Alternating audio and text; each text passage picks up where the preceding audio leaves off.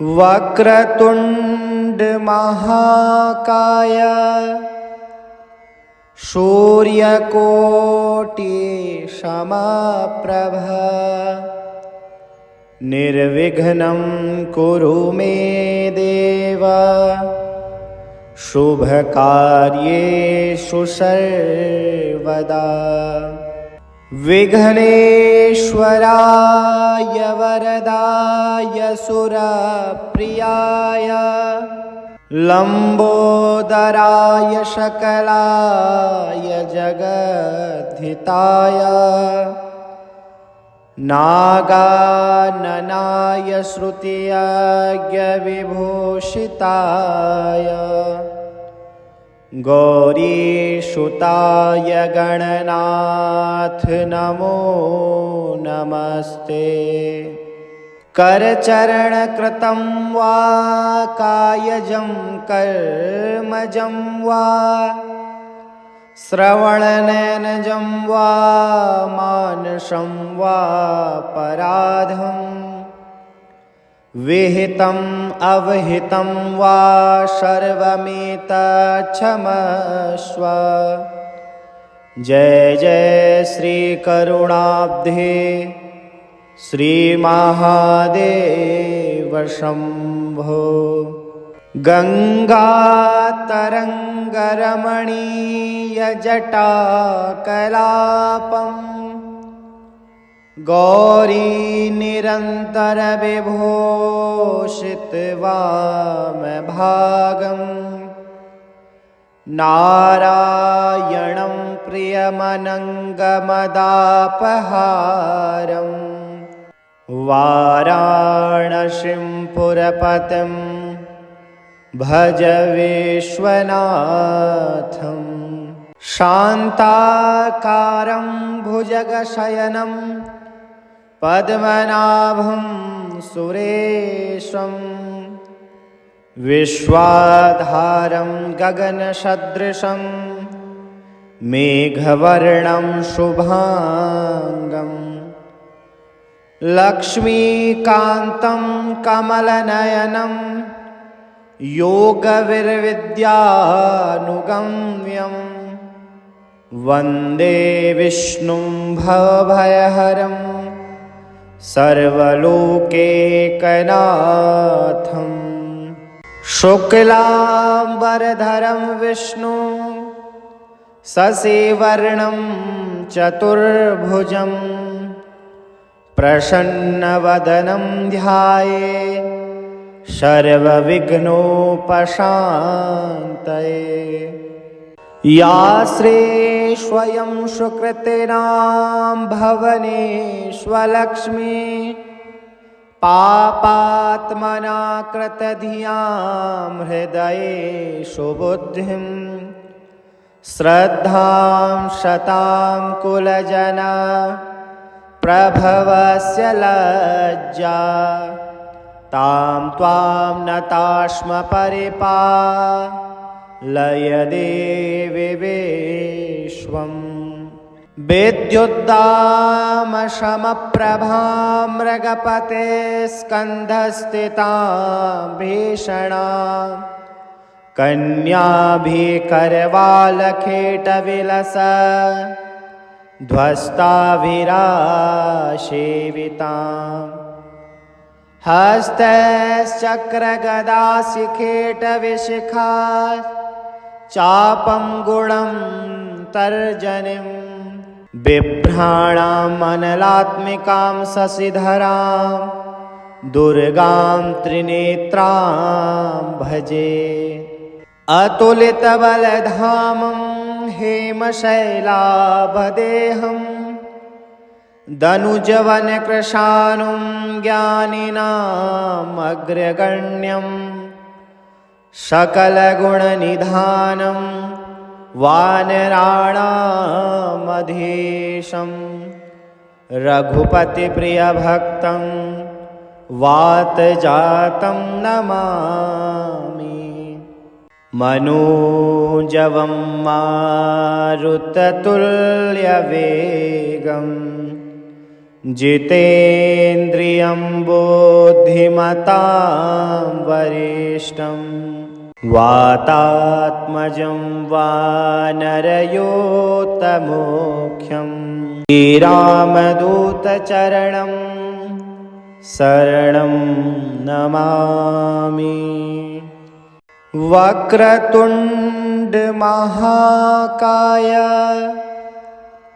सूर्यकोटिसमप्रभ निर्विघ्नं कुरु मे देव शुभकार्येषु सर्वदा। विघ्नेश्वराय वरदाय सुरप्रियाय लंबोदराय सकलाय जगद्धिताय नागाननाय श्रुतियज्ञविभूषिताय गौरीसुताय गणनाथ नमो नमस्ते। करचरणकृतं वा कायजं कर्मजं वा श्रवणनयनजं वा मानसं वा पराधं विहितम् अवहितं वा सर्वमेतत्क्षमस्व। जय जय श्री करुणाब्धे श्रीमहादेव शम्भो। गङ्गातरङ्गरमणीयजटाकलापं गौरीनिरन्तरविभूषितवामभागं नारायणं प्रियमनङ्गमदापहारम् वाराणसीं पुरपतिं भज विश्वनाथं।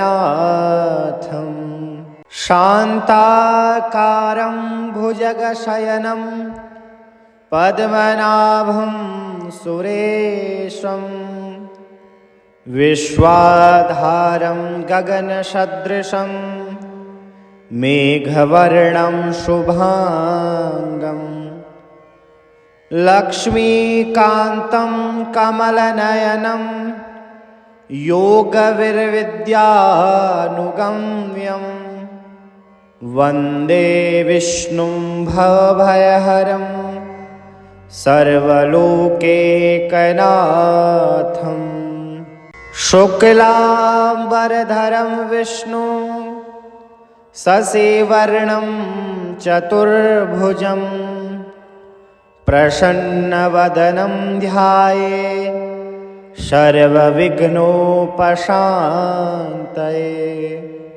या श्रीस्वयं सुकृतिनां भवनेष्वलक्ष्मी पापात्मना कृतधियां हृदये सुबुद्धिं श्रद्धां शतां कुलजना प्रभवस्य लज्जा तां त्वां नतास्म परिपालय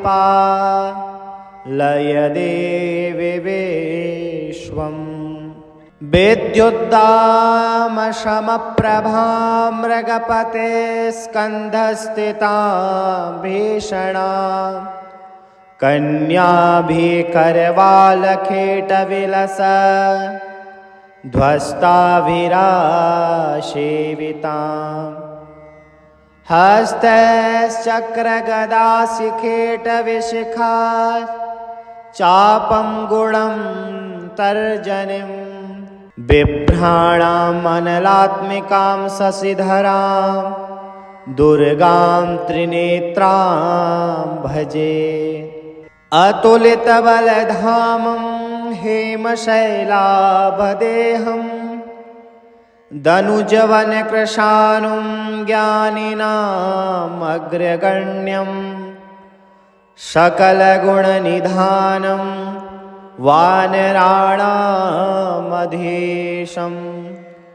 रघुपतिप्रियभक्तं वातजातं नमामि। मनोजवं मारुततुल्यवेगं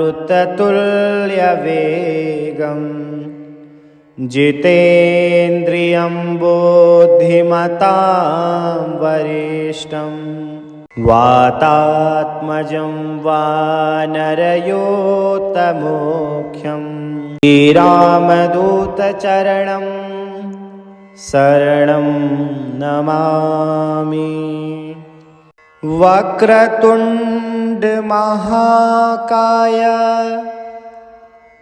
सूर्यकोटिसमप्रभ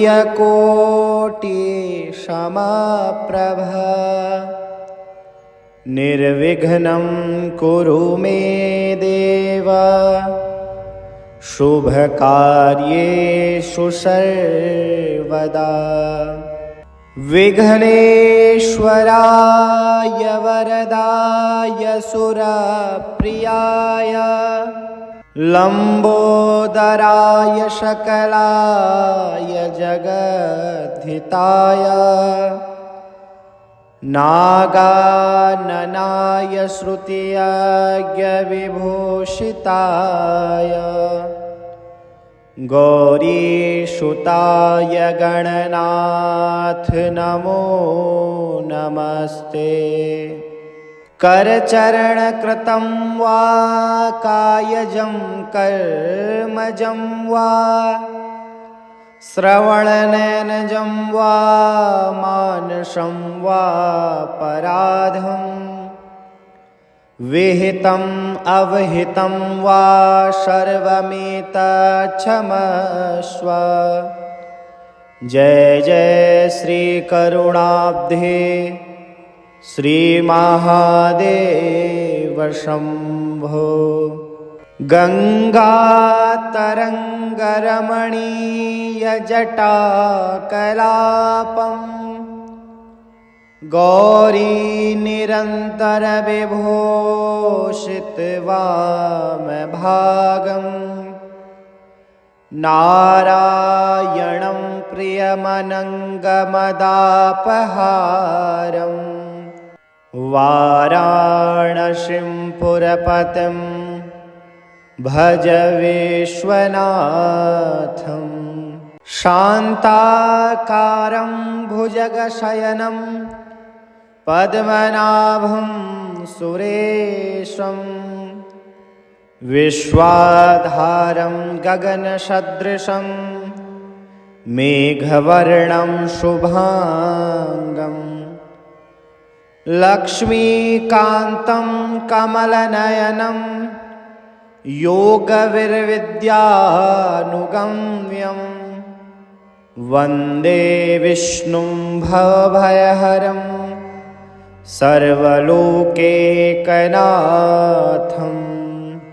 शुक्लाम्बरधरं विष्णु शशिवर्णं चतुर्भुजं प्रसन्नवदनं ध्याये सर्वविघ्नोपशान्तये। या श्री स्वयं सुकृतिनां भवनेष्वलक्ष्मी पापात्मना कृतधियां हृदये सुबुद्धिं श्रद्धां शतां कुलजना प्रभवस्य लज्जा तां त्वां नतास्म परिपालय देवि विश्वम्। विद्युद्दामशमप्रभां मृगपते स्कन्धस्थितां भीषणां कन्याभिकरवालखेटविलस ध्वस्ताभिरासेविताम् हस्तश्चक्रगदाशिखेटविशिखा चापं गुणं तर्जनीं बिभ्राणां अनलात्मिकां शशिधरां दुर्गां त्रिनेत्रां भजे। अतुलितबलधामं हेमशैलाभदेहं दनुजवनकृशानुं ज्ञानिनामग्रगण्यं सकलगुणनिधानं वानराणामधीशं रघुपतिप्रियभक्तं वातजातं नमामि। मनोजवं मारुततुल्यवेगं जितेन्द्रियं बुद्धिमतां वरिष्ठं वातात्मजं वानरयोत्तमोख्यं श्रीरामदूतचरणं शरणं नमामि। वक्रतुण्डमहाकाय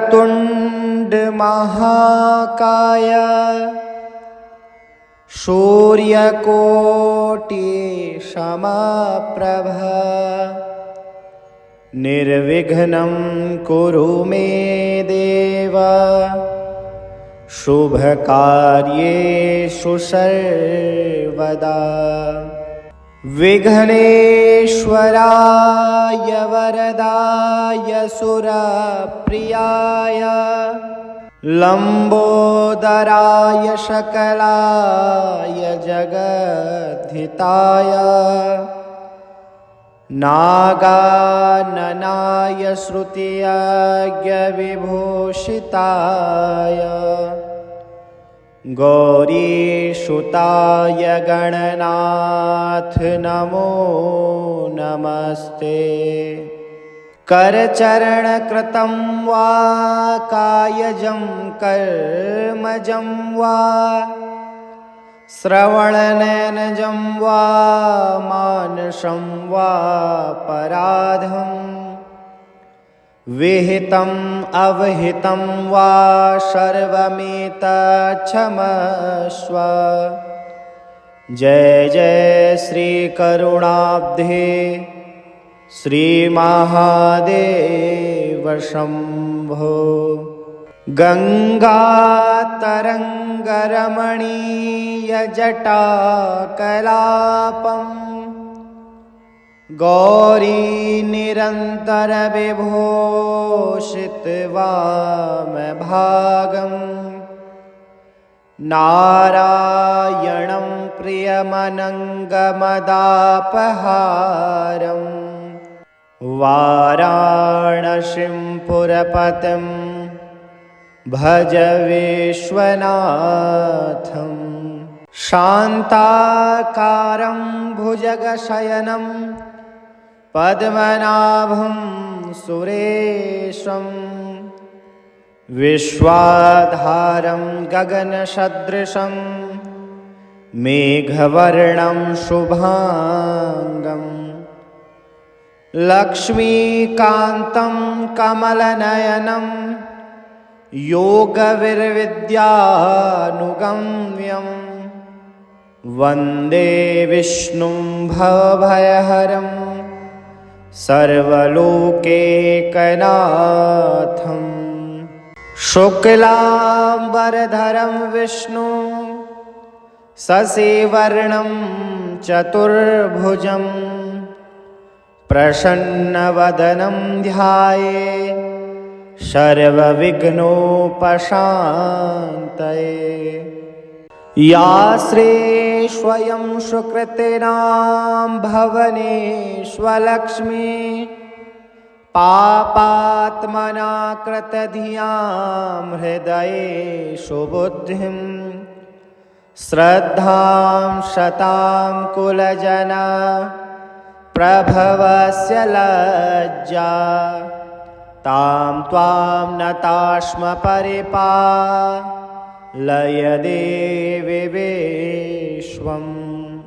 विद्युद्दामशमप्रभां मृगपते स्कन्धस्थितां भीषणां कन्याभिकरवालखेटविलस ध्वस्ताभिरासेवितां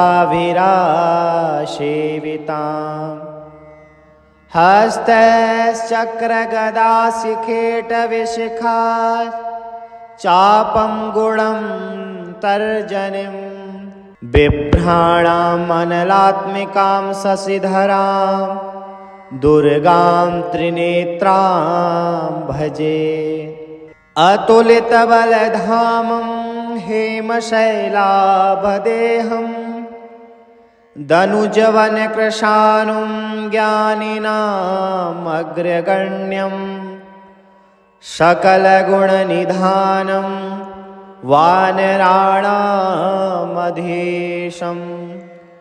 रघुपतिप्रियभक्तं वातजातं नमामि। मनोजवं मारुततुल्यवेगं जितेन्द्रियं बुद्धिमतां वरिष्ठं वातात्मजं वानरयोतमुख्यं श्रीरामदूतचरणं शरणं नमामि। वक्रतुण्डमहाकाय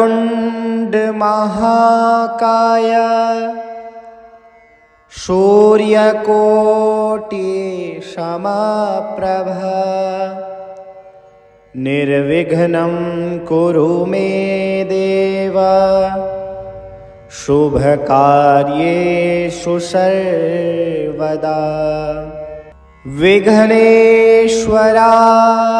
वरदाय सुरप्रियाय लम्बोदराय सकलाय जगद्धिताय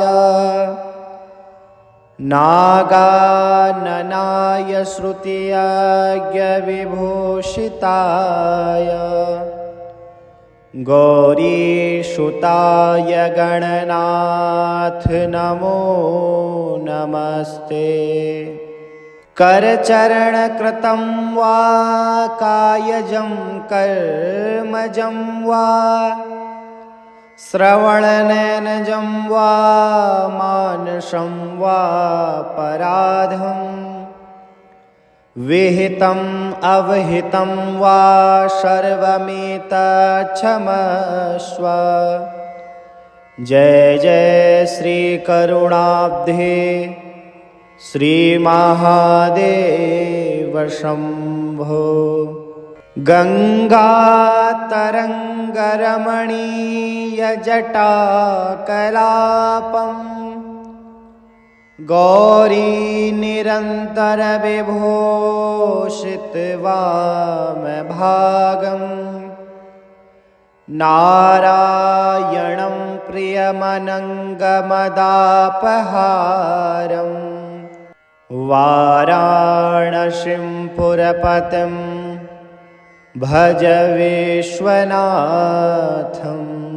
शान्ताकारं भुजगशयनं पद्मनाभं सुरेशं विश्वाधारं गगनसदृशं मेघवर्णं शुभांगं लक्ष्मीकान्तं कमलनयनं योगविर्विद्यानुगम्यं वन्दे विष्णुं भवभयहरं सर्वलोकैकनाथं। शुक्लाम्बरधरं विष्णु शशिवर्णं चतुर्भुजं प्रसन्नवदनं ध्याये सर्वविघ्नोपशान्तये। या श्री स्वयं सुकृतिनां भवनेष्वलक्ष्मी पापात्मना कृतधियां हृदये सुबुद्धिं श्रद्धां शतां कुलजना प्रभवस्य लज्जा तां त्वां नतास्म परिपालय देवि विश्वम्। विद्युद्दामशमप्रभां मृगपते स्कन्धस्थितां भीषणां कन्याभिकरवालखेटविलस ध्वस्ताभिरासेविताम् हस्तश्चक्रगदाशिखेटविशिखा चापं गुणं तर्जनीं बिभ्राणाम् अनलात्मिकां शशिधरां दुर्गां त्रिनेत्रां भजे। अतुलितबलधामं हेमशैलाभदेहम् दनुजवनकृशानुं ज्ञानिनाम् अग्रगण्यं सकलगुणनिधानं वानराणामधीशं रघुपतिप्रियभक्तं वातजातं नमामि। मनोजवं मारुततुल्यवेगम् जितेन्द्रियं बुद्धिमतां वरिष्ठं वातात्मजं वानरयोत्तमोख्यं श्रीरामदूतचरणं शरणं नमामि। वक्रतुण्डमहाकाय सूर्यकोटिसमप्रभ निर्विघ्नं कुरु मे देव शुभकार्येषु सर्वदा। विघ्नेश्वराय वरदाय सुरप्रियाय लंबोदराय सकलाय जगद्धिताय नागाननाय श्रुतियज्ञविभूषिताय गौरीसुताय गणनाथ नमो नमस्ते। करचरणकृतं वा कायजं कर्मजं वा श्रवणनयनजं वा मानसं वा पराधं विहितम् अवहितं वा सर्वमेतत्क्षमस्व। जय जय श्री करुणाब्धे श्रीमहादेव शम्भो। गङ्गातरङ्गरमणीयजटाकलापं गौरीनिरन्तरविभूषितवामभागं नारायणं प्रियमनङ्गमदापहारम् वाराणसीं पुरपतिं भज विश्वनाथं।